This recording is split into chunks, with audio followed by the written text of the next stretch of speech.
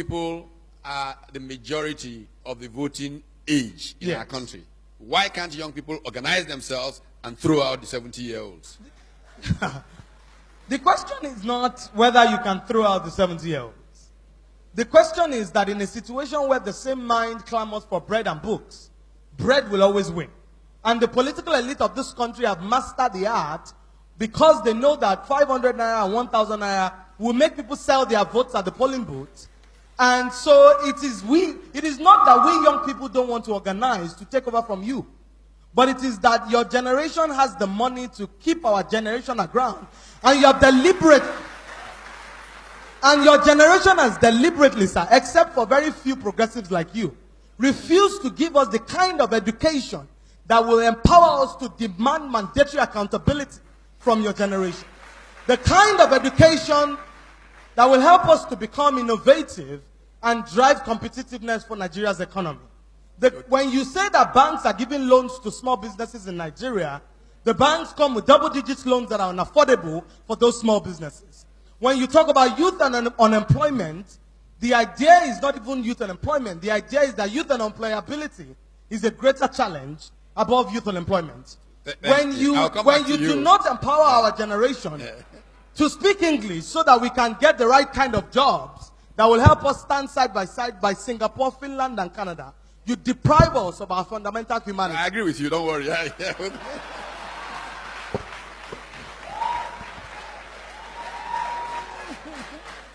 And I'm sorry, Professor Batitomi, I do not mean to be combative or to be activist. This is a platform for reasonable conversation. Absolutely. But I believe that young people like me get the opportunity to speak truth to power only once in a while. And I stand here for an entire generation. I cannot curry it for the old people.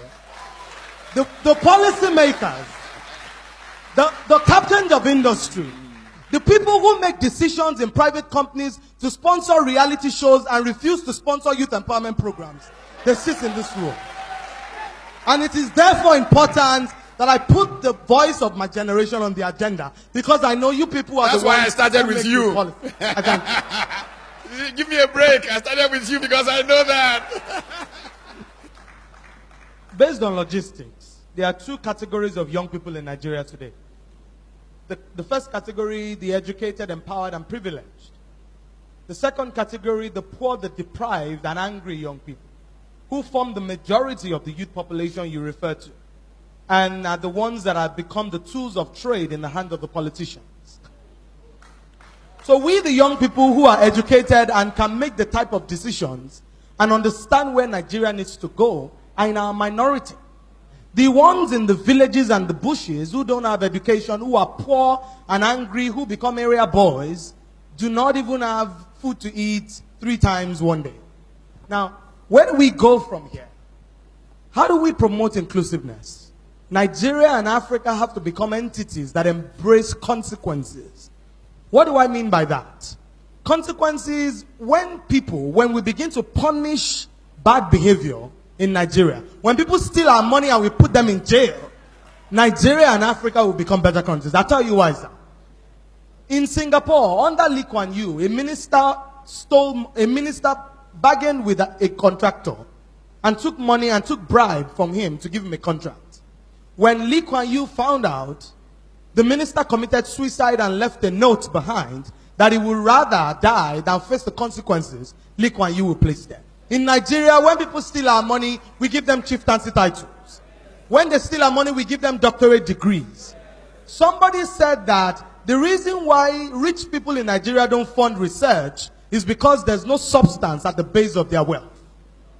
So when we do not place consequences side by side our actions, we do not send a strong message to the people who have stolen. How do we promote inclusiveness? Number one, we need to be able to embrace the principles of equality, where the children of the rich and the children of the poor can go to public schools, because public servants elevate the quality of education in the public schools. Number two, where the children of the poor can get jobs without having connections. When they go to University of Lagos and go to University of Ibadan, and they are given the same kind of jobs that people like me who went to Harvard University Kennedy School can get, that is when we become an equal country. A country where the children of the rich go to school abroad and come back to lead the corporations is not a country. We're just simply cohabiting. Why do I say that? As things currently stand, one day, during the Occupy Nigeria protest in 2012, the area boys didn't protest to Oshodi. They didn't go to Agege. They didn't go to Yanokpaja. They went to VGC.